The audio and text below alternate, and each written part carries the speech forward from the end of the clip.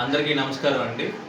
ఈరోజు దాచేపల్లి పిఎస్ లిమిట్స్‌లో మనకి బీసీ వెల్ఫేర్ హాస్టల్‌లో పిల్లల మధ్య ఒక చిన్న ఘర్షణ జరిగిందని చెప్పి వీడియో వైరల్ అయిన తర్వాత వెంటనే మనం ఆ BC welfare hostel incharge Deepika గారిని పిలిపించి ఇన్ఫర్మేషన్ తెలుసుకోవడం జరిగింది.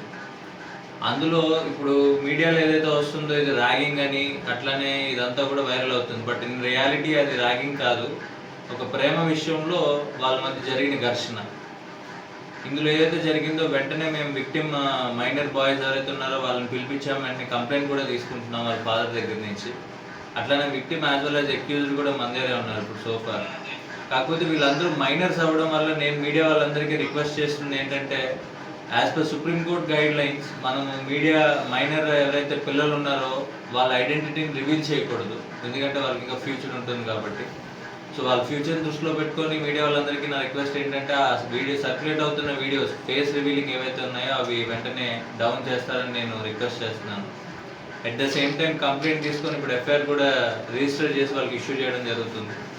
దీని related due course of action ఏదైతే ఉంటుందో యాజ్ పర్ లా చట్టపరంగా మేము లోబడి అన్ని కూడా ప్రొసీడ్ అవుతాం దీని రిలేటెడ్. Thank you.